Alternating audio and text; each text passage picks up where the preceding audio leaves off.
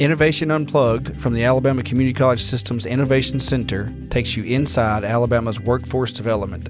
Join us for enlightening conversations with community leaders and industry experts showcasing experiences, addressing key issues, and celebrating successes in the workforce initiatives across the state. All right, welcome back to the Innovation Unplugged podcast, a production of the Innovation Center, part of the ACCS campus-wide. I am Houston Blackwood, Workforce Director for the Innovation Center, and I have with me Brandi Merrill, Director of Curriculum Design. You got it. I got it. And today, our special guest, super excited because it speaks to my heart and my background. We have Colby Wigley from Marshall County Schools Transportation. Colby, how are you? I'm doing pretty good, man. How about you?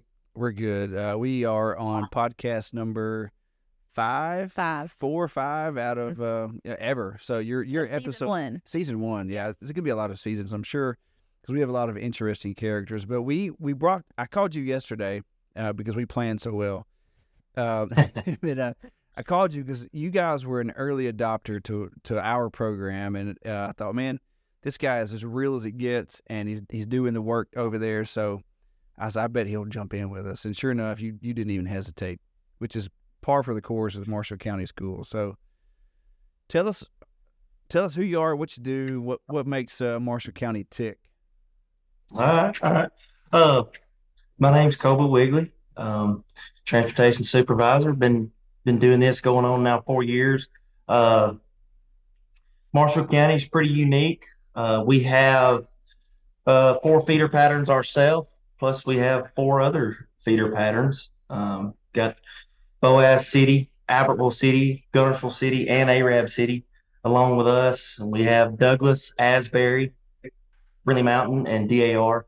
So we have 8 high schools in Marshall County with us. So there's a lot of buses running around this place. So yep. That's a lot of kids. How many kids is that?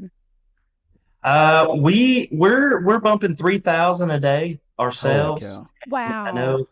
I talked to Albertville City a couple of weeks ago, and by Albertville City by themselves is at 3,000 nearly. So I couldn't speak for the other 3, but just us alone, we're busing somewhere around 6,000. So between us two, so we a lot of moving parts, a lot of buses going everywhere, and we share another, like everywhere else.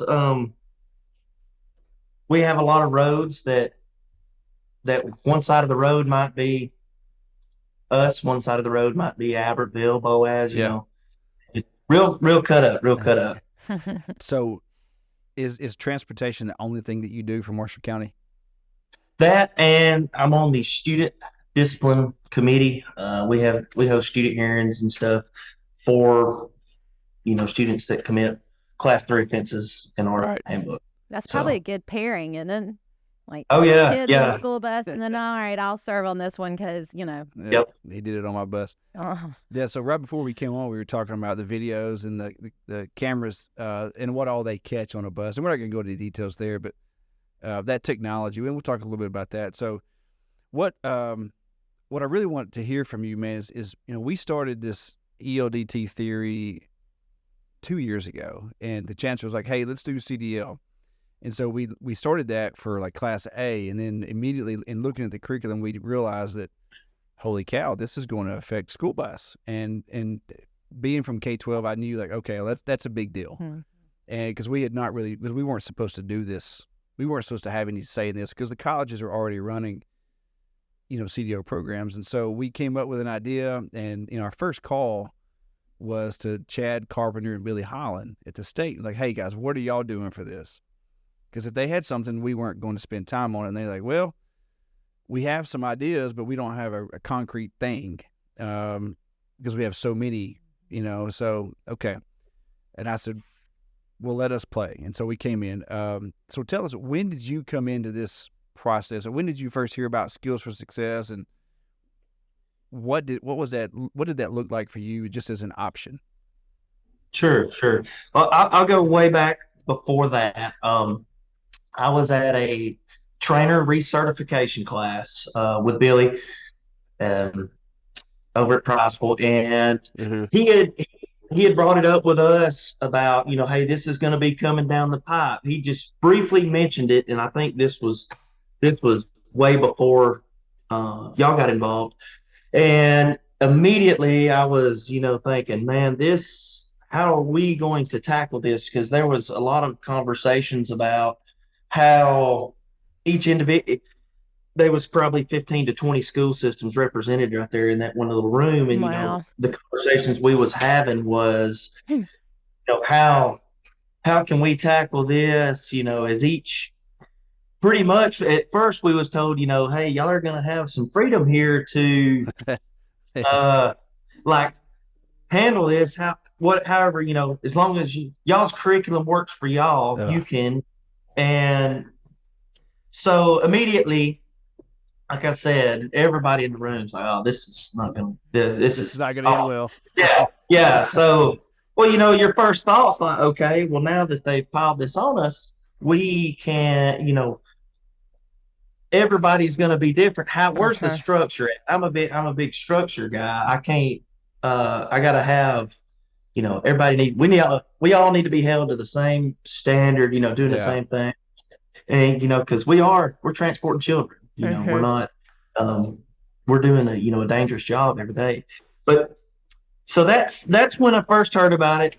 Fast forward a little bit, we have the meeting down, and I believe Houston, you was there down in Montgomery. Yep. Not Montgomery, down somewhere that way. Clinton. And at Jeff State Clinton, campus, that's it. Yeah. Clinton, that's it. And I took Chris Hayes and my secretary with me, Katrina, because at that time we had still not, didn't know what we was going to do. So I took my team with me. That way, hey, we need to all be taking notes where we can tackle. And it's a good road trip. Come on. Yeah. And that's when I first heard about Houston. Got up there, had his big nice suit and tie on, ready to roll. Oh, were you looking spiffy that day? Sure, yeah, locked and loaded, suited and booted, yeah. Yeah, he had his speech prepared. He had to study it the night before, and he got up there and knocked it. And he mentioned it about doing this, and that's when I said, "Oh, this is a no-brainer here. This would take a lot off of us to be able to, we're dealing with a lot anyway. We probably get 5 to 6 bus tapes a day that we have to watch, phone calls throughout the day for address checks, stuff like that, other discipline problems on the bus." And, immediately when, Houston was talking about it, and I said, "Oh, this is a no-brainer here. We can let them handle all the theory part of it, and it'll save us a lot of time." Ooh, how many drivers? How many drivers do you have, or did you have? We're currently running 87 buses. So not as big as some systems, but we're probably right in the middle of a lot of folks. But we still the workload of that. I get in the TPR portal. I was in it last week, and I was looking back. I was like, hey, we've trained a bunch of drivers. Yes, sir, since we've started doing this. And, every one of them, I tell them, I'm like, hey, these new rules have come out. It's not like it used to be. We're going to have you do some online theory training with a community college system. And, they like, hey, cool, let's do it. And every one of them, in my personal opinion, that comes back here, they have really greatly benefited from it. There are over 70 modules if you're a brand new driver and you get Class B passenger school bus, all 3 license and endorsements, there's over 70 modules, and that's required from the feds. And so hearing you say that about all the other things you're doing in routes and videos and whatever, trying to teach all that in a classroom setting, which is and standardize it. And so what we knew that, like, I just knew, just having done that on a campus level, I was like, this is nuts. There's no way they're going to have time for this because of all the other things they do. So it's good to hear your folks benefited. Tell me more. Yeah, so they get back, and we'll get them back from from y'all's program, and they come to us, ready to drive. Of course, well, I'll get the email, and most of the time, the prospective driver will call, "Hey, I've completed all the modules." Yeah. Of course, I get an email, saying, "Hey, they finished, so I know we're ready to roll." We get them in here, and they're spouting off stuff, left and right. That's normally, a couple of years ago, I was having to, I'm explaining all this to them, telling it to them, and now I'm riding the bus with them. They're telling it to me. Yeah. So That's great. It's awesome. It is. What's good about that process, and I think y'all do this too, like you send them for their permit before Yes, us, sir. and then so they go permit and then theory, then they come to you. So they've really learned that stuff twice, all that content, Yes, which sir. was by design. The federal motor carrier said, hey, we realize there's some redundancy, but why not? And we're talking about property and people and kids, and so they really do come, and they should come to you. Like, they should know what a slack adjuster is and where it is and what it does. And to the people listening, they're like, what in the heck is a slack adjuster? And it's basically spandex for your suspension system. It keeps the brakes right, not the suspension, but but they know where it is and they know what's going on. And so that's really powerful to hear that. Right. Yeah.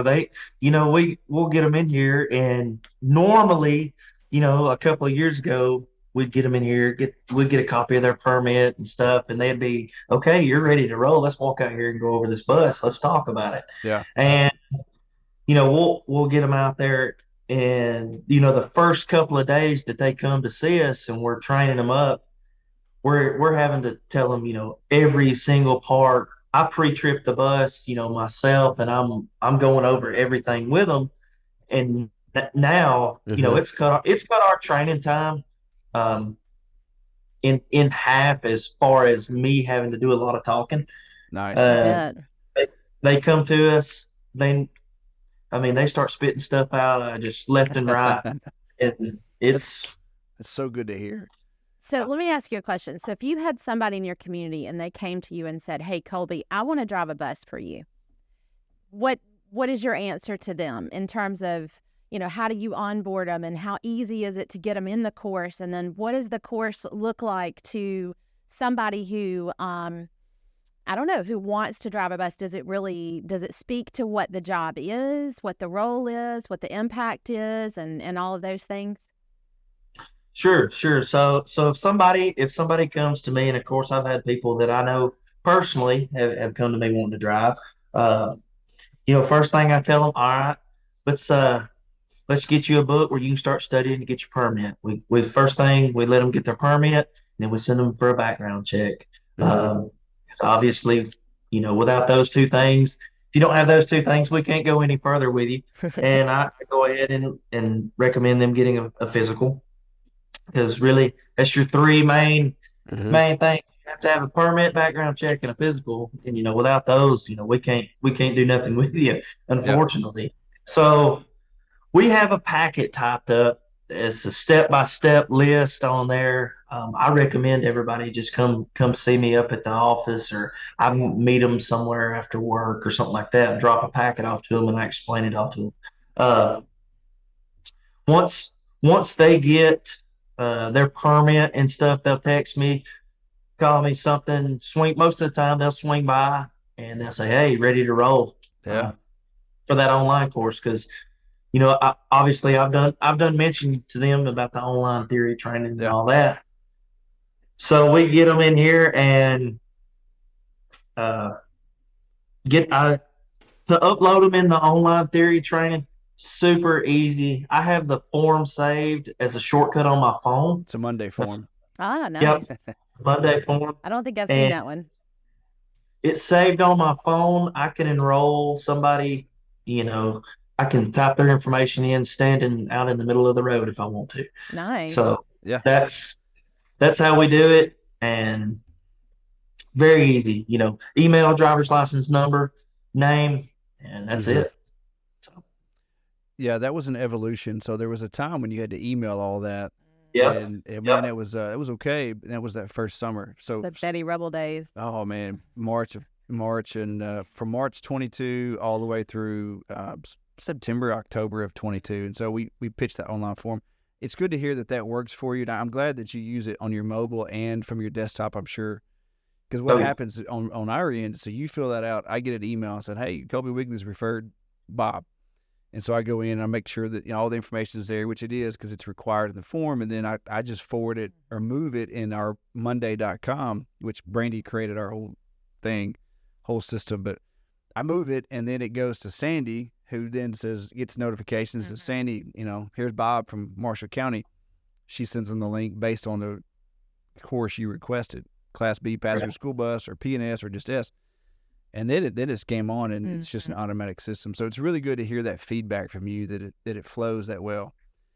Let's talk about, so these people are getting a Class B license, like a sure enough CDL license, legit, employable. What's that like for them in terms of cost savings? Because in Marshall County, like a lot of places in Alabama, it's a rural area and not everybody's making six figures. Yeah. Some people aren't making, 5 figures in their jobs. And what's it like for them to be able to get this, have this training opportunity at no cost? Sure. I do explain that to everybody when they come in. That's part of the conversation that we have with them. They come in, I tell them, hey, you are going to be a licensed Class B driver. You can, you get off your school bus today, you can go hop in a dump truck and hammer down. You're a commercial driver, and the cost of all these classes around for that. And me and Houston has talked about it before. Right here at Marshall County, we have a driver training facility over here, and they I could not imagine telling somebody that wanted to come drive a bus for us that they're going to have to go sit through a 4-week class and pay $3,500, $4,500, whatever the price may be, to drive a bus for us. And we have we pay $100 a day for sub driving, which is pretty good for a 4-hour day. But like you say, the initial cost. I mean, you tell somebody they're going to have to cough up $4,000 to drive a bus. I could not imagine having to tell somebody that and them, but follow you through used it. to, right? Yeah, you used to have to do that. Yeah. Well, no, so before the ELDT came to be, like when I was in 2004, which is pretty standard. I mean, CDO was regulated. I got an offer to teach at Tuscaloosa Middle School, and they said, "Hey, we'll hire you, but you've got to get your bus license." Okay, so no problem. So I went down, took my permit, got the drug screen and the physical, and they trained me for like 3 days at the Tuscaloosa bus yard, and then there's a 3-day state class. So there was no I didn't have to pay for that. Mm-hmm. But now that the training is required, it takes time, and so everybody had to go through a training, which makes the CDO programs they should make more money. But but you're right, Colby. These people they probably wouldn't go through to try to be a bus driver if they had to pay for it. Yeah. You agree? Oh yeah, for sure. If they had to pay for it, they're not going to, if they're going to cough up that kind of money to get a license, they're probably not going to be here driving a bus with us. They'll have to do something more to justify that out-of-pocket cost. So do you think that this has helped your recruiting efforts, like to bring in new bus drivers? And how hard, I guess I have a question, which would be like, how hard was it to pull people in or to acquire drivers before you had this resource? And then now, is it now easier? How's it changed, like how you recruit? Sure. So the word had got out to the general public about, hey, now you're going to have, theory training, and it's not, you're going to be forced. There's no more of this, grab your uncle's truck and come up and take your test. Yeah. Permit that, that's no more.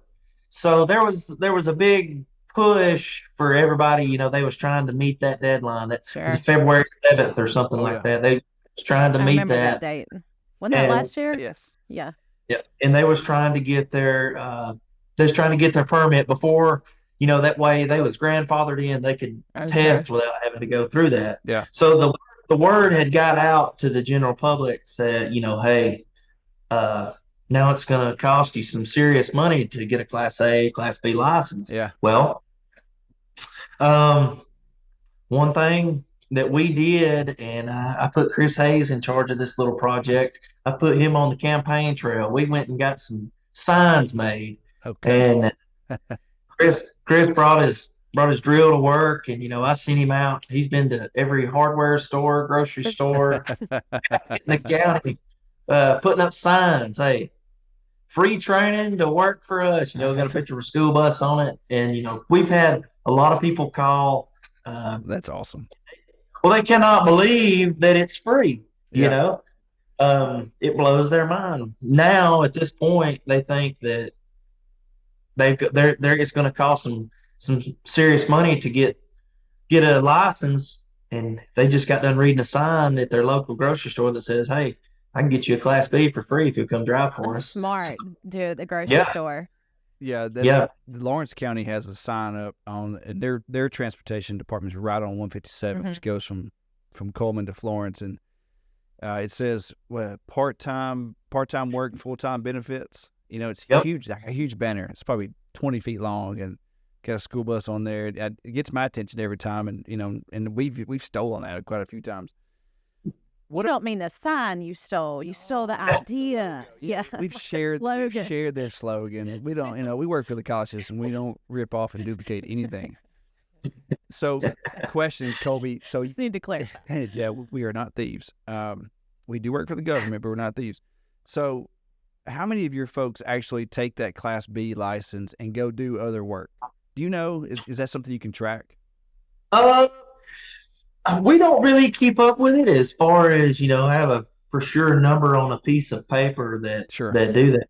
But now I will tell you the amount of people that stop by here at the office to ask if we would have any drivers interested in driving a dump truck during the day or something. These employers in our area, they're like, hey, if you have anybody interested in driving during the day, we'll gladly work around their school bus schedule, which to me is awesome because now I never even thought about people just stopping in and saying, hey, and then there's a tentacle I never even considered. Well, see, so I did. Well, of course. No, not because of course, but okay. So before this job, Colby, I worked at Calhoun in the workforce department, so we were always working angles to get folks hired. But also knowing the schedule of bus drivers, I mean, they get there, 6:30, and they're done by 8:15 in the morning, and they're not back till 1:30 or 2, depending on their system's preference. Like, they have all that time, and most of them cut yards or whatever, they do stuff. But when this came around, I thought, okay, well, this could make the school system a hub for community training, adult ed training, typically adult ed, so that these people could come and get this training for free, but then also get a job. They get benefits at the school for driving, and then they go get a job at Bobby's dump truck service, making $20 an hour, and they do that. And in the summertime, they got all that time, and just so that there's so much time they get to drive. And I'm just curious how much and no one tracks it around the state. I've asked this question a bunch. No one tracks that, but I just, from your gut feeling, but hearing you say that these companies are coming and doing that. Here's another scenario in your area. This would apply. The Huntsville, there's a Capital Trailways or Colonial Trailways charter bus, and we've tried, for a year now to recruit into their program. So your bus drivers could work on the weekends, driving those long charter bus trips because they've got the Class B passenger, and they just have to go through some little onboarding training with Capital or Colonial. Yeah, it'd be a perfect merge. Uh, How far are you from Huntsville, in Marshall County? It would take, depending on what parts you want to go, 45 minutes, especially, here, the Grand area, those folks can be in Huntsville in, 25 minutes, depending on what part. So, it's not really, I drive 25 minutes to work, Sure. So it could be an easy commute for them to Huntsville, and even Gadsden, Asbury community and Douglas community, it's about a 35-minute drive to Gadsden. That So makes so much sense, because even when we were filming for Passenger Bus, knew those folks because they actually had just gotten off of taking my daughter on choir tour. Yeah. And so here you've got somebody who's interested in working with kids, is already kind of predisposed to want to do that kind of work, and then, turn around and as an added benefit could have an additional kind of side hustle, which is, really popular right now. Is to have an additional job where they could kind of extend what they enjoy over into another career field. Yeah. Plus the benefits. That was something you brought up a minute ago. This is not just a, hey, go to work for a couple of hours. I mean, these folks are getting state benefits with you all, right? yes. Oh, yes. They're getting retirement insurance, Yep. options for dental and vision. I mean, That's awesome. For what's classified as a 4-hour workday, that's pretty good. Pretty good benefits. Yeah. So I think we had a press conference or something at Pelham at the launch of the school bus, and there was a guy there who talked about how impactful that was to him, that he was, wanting insurance, needing insurance for his family, and yeah, this afforded him that opportunity. In that case, his wife quit. They had their first child, and his wife quit to be a stay-at-home mom, and he got a job driving a bus. He was a handyman too, a contractor. Yeah. So he drove the bus, worked it around all his projects around that schedule, so that she could stay at home. Yeah. Because she had the benefits before. I think she was a teacher or something. I think you're right. Yeah, that's and that's something, we all know that, but I don't know how much the public knows that, and I think all the time, like, man, if I was retired, it's probably what I'm gonna do when I retire, because you don't, it doesn't pay, what a state retiree can make. It doesn't exceed that, but it's also fun. So, Colby, tell me, and I preface the question with this: when I was a principal, and a coach, I loved driving the bus. Like, it was a highlight of my day when Mr. Burgess would call me at 4:00. I didn't like that part, but he's like, "Hey, I got the gout. I can't drive." It's like, okay, man, it's 4 degrees outside and it's 4 a.m. Thank you. But once I got that bus warmed up and I got to that first stop, man, it was the best part of my day. Why do you say that?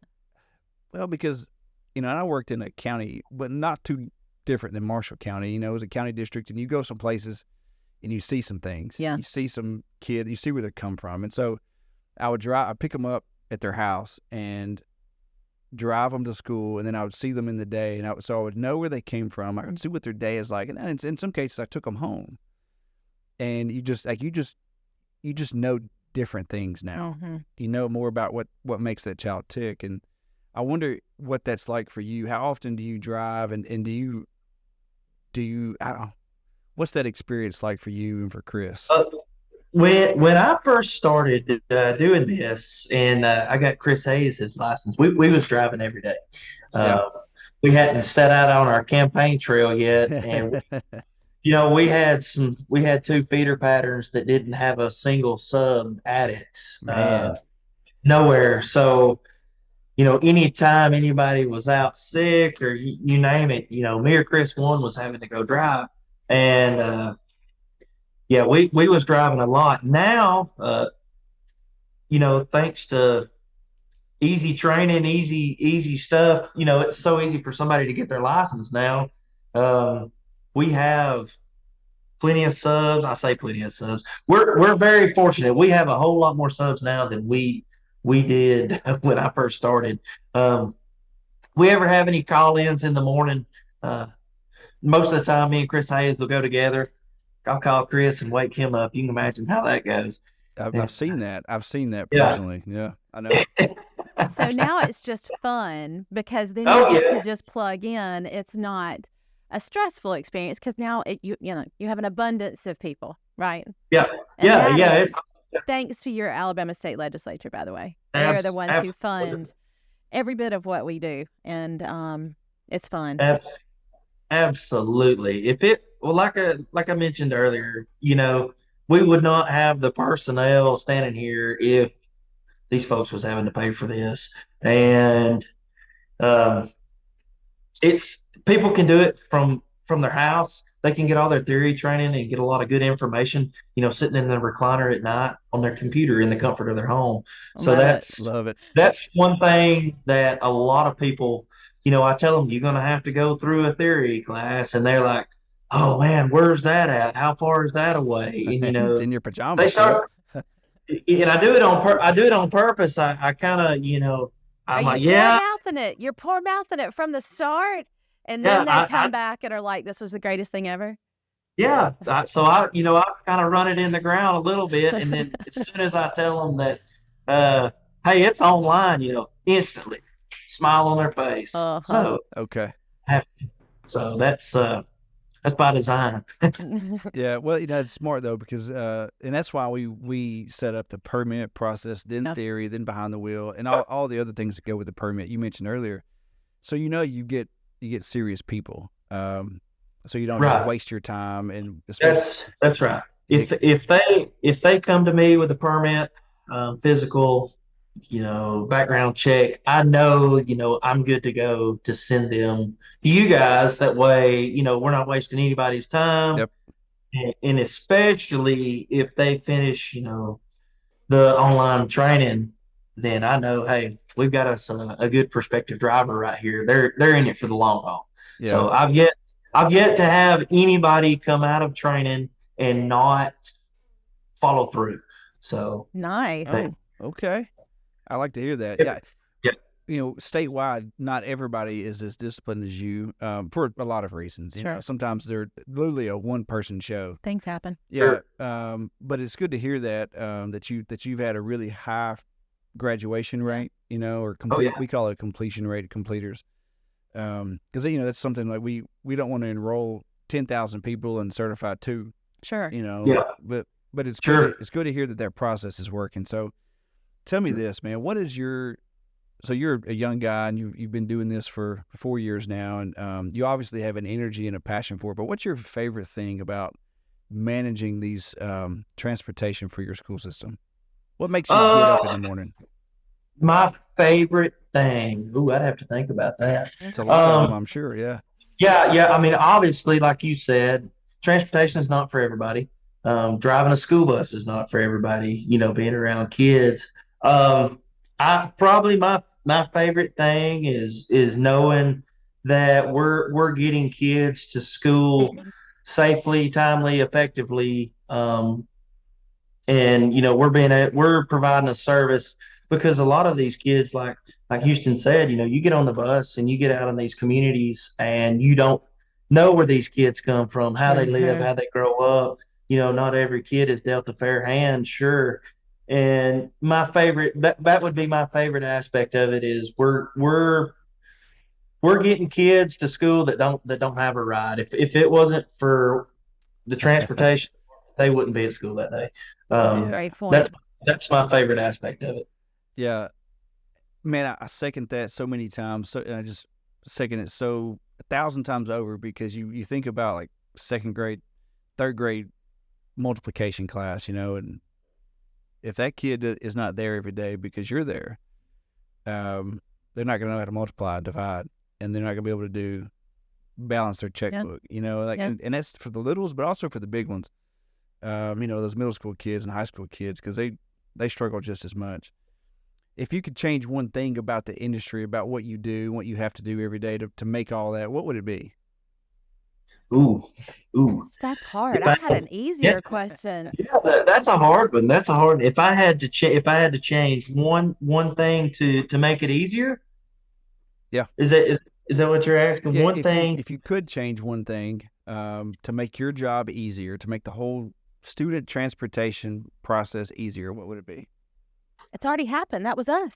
Okay, I'm just kidding. I didn't mean to steal your thunder, Colby. Just in terms of just getting the bus to the county ownership, getting a driver, all the things you have to do. What would be the one thing you would do to change your industry to make it easier? Man, that's a tough one, because I mean, we, everything that's we follow, is pretty cut and dry. We got some good folks at the state. We get very good guidance from them.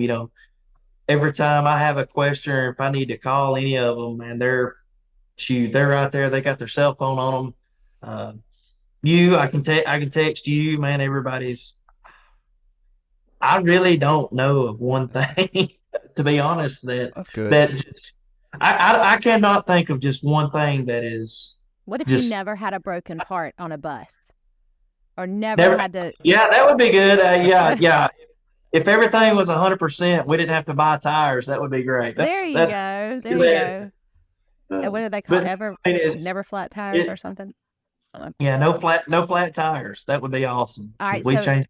as the curriculum person side of the house, I do have a question. So in the course, we have one of these fabulous folks that we captured, and she or he, I can't remember who, talks about how just meaningful it is for them to drive every day, because they get to kind of back to what you were saying about how you get to see where kids live and what their experiences are. And basically was saying how they get to pour into these kids before they ever get to school. So they kind of make their day before they ever, get dropped off. And then if they had a bad day, then, they get in the bus and they get to, maybe turn that kid's day around or whatever.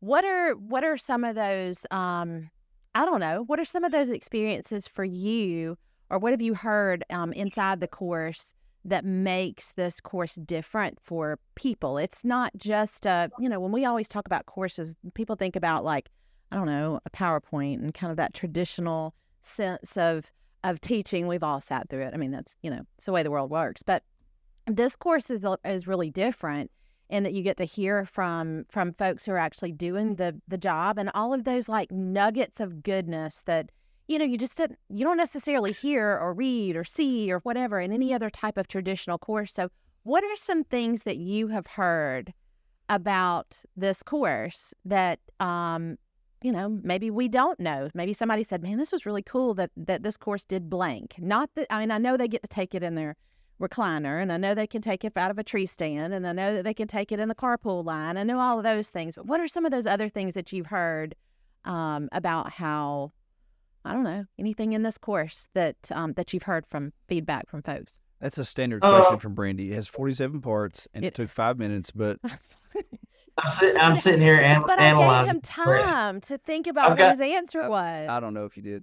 I absolutely did. Go ahead, Colby. Probably the best thing about it that I have heard, me personally, folks have told me, is the wealth of information that they can get out of this course, because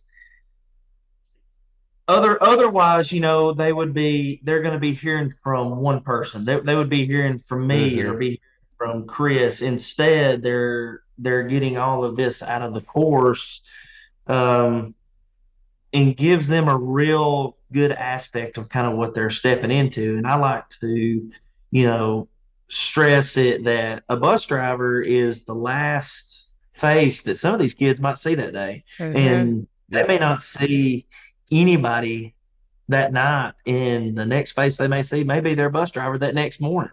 Parents work. You're right. They have different schedules. So a lot of these kids, and I stress to bus drivers, a simple, hey, good morning, or have a good afternoon, or did you have a good day? Something like that, because a lot of times the bus driver is the first and last person that some of these kids might see 5 days a week, Monday through Friday. So that's one thing I do stress, and I don't know if that's in the course. It is. It is. It is awesome. Mm-hmm. That's good, because I think that's a good constant reminder that, hey, just a friendly smiling face can affect the kids whole day, starting right off the bat. What a way to give back to your community. Like you were talking about retirement, that you might do that when you retire. Think about like folks who really just want to give back, but then they also get to make a little money. They also get, state benefits. I mean, what I don't know. Yeah. What an opportunity. Yeah. I fully planned to, when I was a little kid, I wanted to be a truck driver. I wanted to because I was, I don't know that I've ever heard that. That's kind of ironic. Transformers, you had all those TV shows in the 80s that had all these big trucks, Yeah. and in the 80s you had the cab overs. It was so, like, diesels have always been cool to me. So it's like, it's some kind of ironic that it come back and we're dealing with all this stuff. Yeah. But I think about in the end, after I've retired, like, what better, you get up, be around some kids, and they're rowdy and screaming, and you just got to keep them in the bus long enough to get them to school. And then say, hey, man, have a great day. Love you. Bye. And it's somebody else's problem. Like, it's kind of like being able to be a grandparent. It is. It's like being a grandparent. You get to, hang out with them for a minute, love on them, and then hand them back. Oh, yeah. Yeah. We have drivers that'll throw pizza parties on the bus. I mean, they'll have their kids, they'll have pizza, candy, you name it. We have one driver every holiday, they get a little goodie bag. They get a candy bag. Love it. Yeah. That's one thing that awesome. I really enjoy seeing is that she's been driving for 36 years. Yeah. So good grief. Yep. Yeah, she's been driving for Marshall County 36 years. And, every holiday, every special occasion, they get a goodie bag. And then, we have the end of the year, we'll have drivers, they'll have stuff for their kids. And I mean, that's one of my favorite things to see is that. Oh, I will never forget O.C. Calvert. He was my bus driver, 3rd, 4th, and 5th grade in a county I'll not name. He did not do that. And not the OG, but the OC did not do that. He did not do that. And so I remember when I got to be a teacher and a coach and a principal, I was like, oh, okay, I'm going to be nice to these kids. I didn't know I'd enjoy it so much. But, it's just one of those fun things. Here's another trick question for you, Colby. Tricky. I got some background knowledge about this whole system, and just having done it. But also, I got some background information that you're not real good at darts.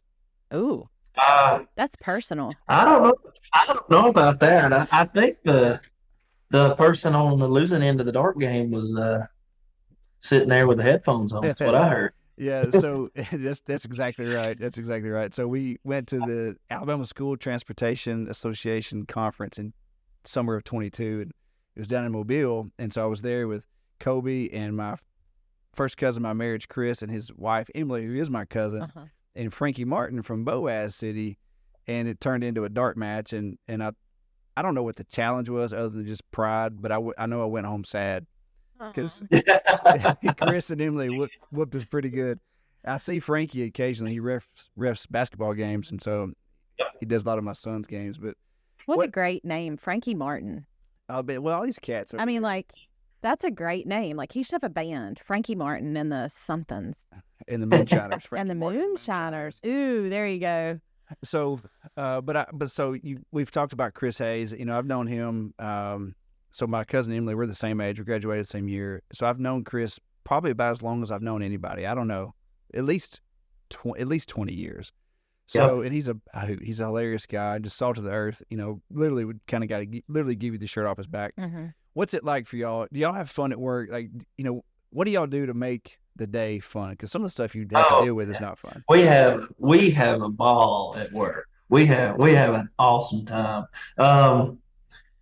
I couldn't imagine not having Chris Hayes. Man, he's a go-getter. Like you said, he gets after it.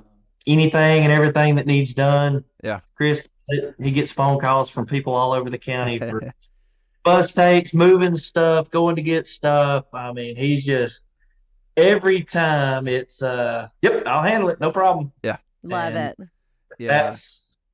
That makes it easy to come to work when you got somebody that helps you out and can do stuff. I can call him at 5 a.m. We have a driver. All right, I'll meet you there. That's it. And, all right. We know how that is. We've got a good team too. It does. It makes it for a fun work environment. Oh yeah. Where do you see this? And back to serious note, I just love Chris and Emily, man, and she works for y'all too. Like, she works in the system office, central office. Where do you see school transportation going? We've got electric buses around. You've got all these safety issues, and just the world's a crazy place. And Sure. Where do you see school student transportation going in the next 5 or 10 years? Like, what's the big change coming? It's definitely not going anywhere for us. As far as the electric buses go, we're pretty rural, so I don't really know how. Of course, there's been conversations with the bus dealer about it, Yeah. About having electric buses, but we're pretty rural, and I don't know if that would be a good fit for us at all. I know a couple of city systems close to us are getting them, Yeah. and I guess we're probably gonna let them play be the guinea pigs. Guinea pig, yeah. So in the next, as technology develops with that, that may be something that does come down the line later on. But as far as for us, I don't see. We've got a good group of guys in the shop. Man, they can fix anything out there. Yeah. They can. You name it, about three of them get together, it's over with. Whatever the problem is, it's handled on these diesel buses. So I mean, they got it whooped. They very rarely do we ever have to send anything out that we just cannot fix. Wow. Unless body work or something like that. But no, we got a good group of guys out there. So what about student safety? The buses have all these alarms, and you got cameras, and you got the camera that looks at the stop sign. So when it's deployed, it's looking front and back to catch it. Faces and license plate, all that stuff. Sure. But and those are all great systems, but you still have the outliers of crazy people. You had the incident down in the South some years ago. What do you see coming? Any new features coming on school buses that protect the students from outside influence? One thing that we are going to add is we do have stop arm cameras, and we have a bad problem with people running the stop sign. I mean, everybody has that problem. Yeah. I'm sure everybody I talk to. So one thing, any more buses that we order, and it's been talked about adding to, we're going to have additional stop arm cameras because you got to think. A lot of people are very systematic people that work. Well, a school bus is set, these drivers, if their time is to leave at 6:05 every day, they leave at 6:05 every day. Right. So they're meeting the same people on the road 5 days a week, more than likely. So if you have one guy or somebody that's running a stop sign all the time, eventually his luck's going to run out, man, and he's going to catch a kid out there or something, and it's going to be a bad deal. So one thing I have heard of, and we talked about it at the conference this year, one of the software companies that deal with video and stuff, they have their own program. We would report a stop sign violation to these people, and they would go in, research it, they would handle it. It would take it out of all of our hands. Yes. That has been talked about as well, letting a third party company like that. So, they're going to have 2 cameras, front, back facing cameras, stop arm. Somebody runs a stop arm violation, we turn that into them, they handle it, and we don't, they issue the citation, whatever. And I think that's probably my favorite thing that is probably coming down the line. I know there was talk, there's a few systems that have that. I don't think it's just a couple of years old. So that's one thing that we are probably going to transition to is that. That's our number one concern every day here is student safety crossing the road. That is, I bet. It's amazing how many people, and the general public probably does not know how many people run the stop sign for the bus arm. They may see the kids have already crossed, and they may be getting on the bus with they run it anyway, but their attention is to stand. They're watching 2 kids getting on the bus. They say, "Oh, there's 2 going up the steps right now." They're not even paying attention to the younger brother that's coming out of the driveway or something. And that's one thing that really plagues us is stop sign violation. Yeah, Morgan County. When I drove there, we had that, and basically when the stop alarm comes out, there's a button, and when you see somebody do that, you hit the button, and it automatically tags before and after a certain amount of time, and it captures video, and of course you can pull still images. It is really an amazing safety feature, and you can't stop the car, but man, you can certainly prosecute them and give them a ticket, and that's a hefty fine. Yeah, and it gets their attention, like all things. I wish it was immediate. Yeah, it's immediate feedback. It is. Well, I've given some immediate feedback when I was a driver. If they saw it or not, I don't know, but it's one thing. So, Colby, we like to tidy these things up. We always like to give a parting thoughts or parting shots to you guys because you took time out of your day to be with us. So, we got about 2 minutes, man. What was any other points or thoughts or good jokes? Things you want people to know? Oh, mate. I could probably get Chris Hayes to come in here and tell you a joke, but you might not want to hear it. This is for public broadcasting, so no. But it is unfiltered. Oh, yeah. No, I mean, we need more bus drivers. So if it's public broadcast, hey, we can take the opportunity to recruit some more drivers. Anybody that's listening, go help out your local school system. We're always looking for drivers whether it's if you don't want to drive a route, a school system would still take you to drive a ball game or absolutely take the band somewhere. Not everybody has to drive a route. If I would take somebody today if they come in and told me, said, hey, I don't really want to drive a route, but I'll drive every basketball team you got to wherever. That bring them on, we'll take them. Well, this is going to release, we're editing these through the end of the month, and we're going to start releasing them in January. And you're number 4, so you're probably going to come out January, February, which is about the start of recruiting season. Yeah, for a bus driver, end of the year kind of stuff. So we'll let you know when it's going live, and you can have a copy to share. But we always will tag you guys, Marshall County Schools. So, man, we appreciate your time. I know you have 1,000 things to do over there at Marshall County School. We just appreciate you. You've been with us from the start, and you've always been an easy customer. So we're thankful for you. So we're good. Well, I appreciate what y'all do. I mean, I know y'all don't. It's not an easy job making sure that you meet all these requirements and stuff. Y'all have a lot going on, and I appreciate the fine job that y'all do. And communication back and forth with y'all is great. I never have to worry about anything like that. I've never had an incident where, something's not been handled. It's been great. And I don't know off the top of my head how many drivers we've sent through, but I bet they've all got Houston's number. They do. They do. But that's okay. And that's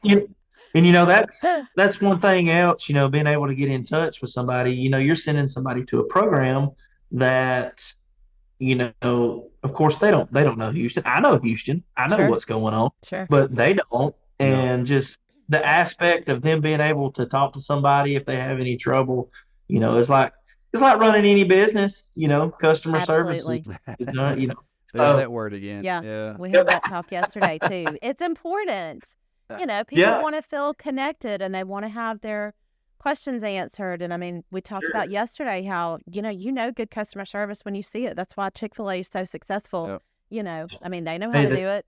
And when the you Chick-fil-A, have the Chick-fil-A in Gunnersville is wrapped around the building right now, I'm sure. So and it's a lot because it's what they say, it's God's chicken, but it's not just that, it's that good customer service. And so anyway, we try to be good stewards of our time and resources and that kind of thing, and really bring good customer service to everybody we come in contact with. So thank you for that feedback. I know Houston's phone stays burned up all the time, but I can only imagine. It's worth it. It's good stuff, yeah.